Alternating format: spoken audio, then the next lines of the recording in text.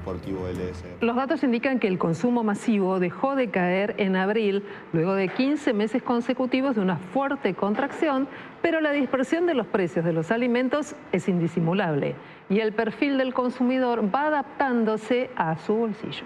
Para analizar esta situación convocamos a Leonardo Alanís, que es director de Sentia. Leonardo, buenas noches. Buenas noches, ¿cómo están? Bien, gracias. ¿En qué quedamos? ¿El consumo está estancado o está dando alguna señal de repunte?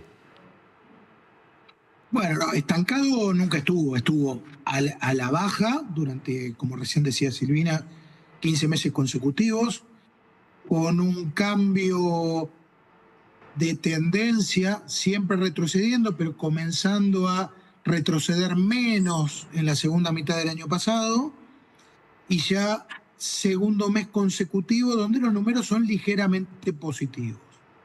¿Eso significa que el consumo crece? Bueno, sí, crece contra meses muy complejos del año pasado. Todavía estamos cercanos, pero sin alcanzar niveles de comienzos del 2023, pero muy cerquita. Lo que ha pasado en estos últimos 15, 16 meses fue esa curva. Una caída muy abrupta en el primer trimestre del 2024, una vez que se tocó ese piso, empezar a crecer intermensualmente, ligeramente, para que ahora sí la comparación interanual comience a verse ligeramente positiva. Leonardo, habrás vivido en las últimas horas la polémica que se desató a partir del precio de las empanadas, que en realidad era un emergente para hablar de la suba de precios, especialmente en los alimentos. Yo no voy a quedarme en la comida, en esa situación, pero sí en la reflexión que invita a hacer y que tiene que ver con la suba de costos y cómo nos comportamos los consumidores. Porque hay que adaptarse, no todos los bolsillos están igual. ¿Qué observas vos? Mira, más allá de los comentarios y algunos, te diría, relativamente serios, no vamos a hacer juicio de valor sobre la gente que opina y dice cosas, pero digamos que no tiene rigor estadístico ese tipo de comentarios, ¿no? ¿Vos no observás que hay disparidad en los precios y que los precios son caros y que la gente compra diferente? ¿No lo notás? Son varias cosas esas. Ajá. Uno, si hay movimientos de precios, la verdad es que te diría que desde la segunda mitad del año pasado han sido de las cosas que menos han aumentado, los precios de los artículos. ¿Eso quiere decir que no han aumentado? No, no significa eso. Aumentaron ligeramente por debajo de la inflación en general. No sé si recuerdan, a principios del 2024 los aumentos fueron, y fines del 2023 fueron muy fuertes. Durante el 2024 se han ido acomodando esas cosas y este año, más allá de algunas situaciones particulares que sucedieron, la inflación de marzo, salida del cepo, ya que los precios de los bienes de consumo masivo en general no han tenido grandes variaciones. Eso es una partecita. La otra parte que son los bienes en general de la economía, empiezan a tener películas distintas. Y les diría una gran separación. Los precios de los bienes en general, por diferentes motivos, tienen precios relativos inferiores a los del 2024. Relativos. Esto quiere decir, ¿es más barato? En función a muchas otras cosas, a veces sí. No son precios nominales más baratos. Por el otro lado, sí, lo que está pasando, y ahí creo que es un poco lo que recién comentaban, que en nuestra billetera sentimos que todavía no está la recuperación de poder adquisitivo que nos gustaría, o contra algunos momentos previos. Ahí lo que empieza a suceder es que en nuestra billetera, en el gasto de nuestros hogares, empiezan a competir otro tipo de rubros que por ahí sí tienen algunas aceleraciones un poco más altas, como por ejemplo los servicios en general. Los salarios no crecieron al ritmo de la inflación, ese es un dato. Bueno, hay meses y meses, probablemente marzo, que todavía no he visto por lo menos la variación de salarios, si tenemos la variación de inflación, es probable que haya sucedido esto que indicas. Es muy probable que haya sido así. Ahora, lo que ocurre es que los salarios es un promedio de diferentes formas de generar salarios. agrego más, si uno pone jubilaciones, por ahí también es una situación más compleja.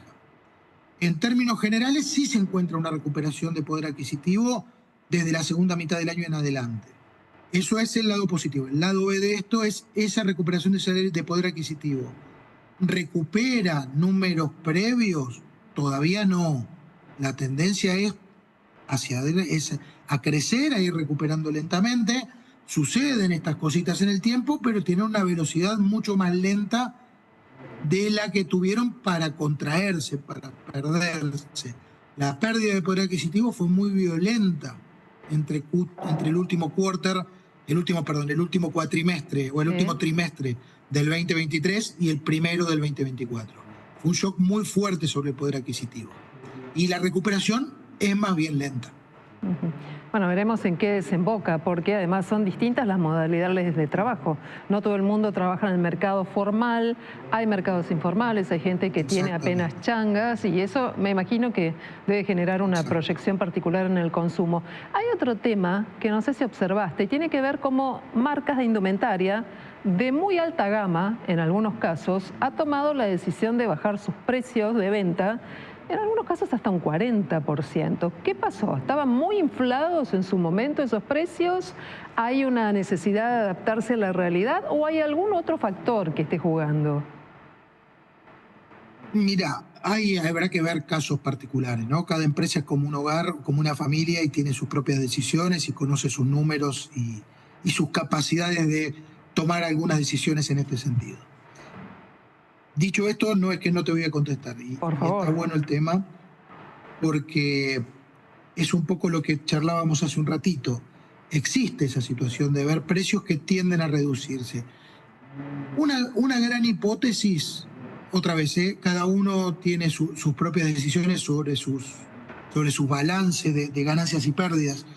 Pero una de las hipótesis es hay que retrotraerse un poquito, perdón que vaya siempre, pero es clave entender de dónde venimos para entender lo que está sucediendo. Irse a fines del 2023, principios del 2024. Los escenarios que se construyeron en Argentina eran de los más diversos y casi apocalípticos en algún momento. ¿Qué quiero decir con esto? Que se hablaba 2024, proyecciones de inflación arriba del 200%, se hablaba de un tipo de cambio que no debe estar por debajo de 2.500 pesos. Entonces imagínense, no sé, industrias que tienen gran dependencia del tipo de cambio, del valor de la divisa, porque tienen que comprar sus insumos, sus materias primas o directamente importadores. Cuando uno definía un precio lo tiene que hacer en función al valor de reposición. Y si ese valor de reposición está lleno de incertidumbre en el sentido de no sé qué tipo de cambio voy a tener, y es más, si uno se va un poquito para atrás, ¿qué era lo que le pasaba a los importadores o a los fabricantes que necesitaban insumos importados? Tan siquiera sabía si iba a tener las divisas para poder comprar esos insumos. Eso generaba grandes niveles de incertidumbre que en algún punto, sin duda, se han visto reflejados en precios y que conforme ese tipo de cambio acotado, una inflación controlada, pero que todavía desafía, bueno, todo ese tipo de cosas hace que los precios se vayan acomodando a la realidad y a la certeza que se...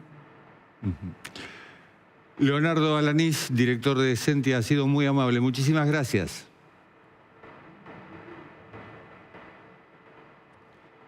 Y cuando volvamos de la pausa, más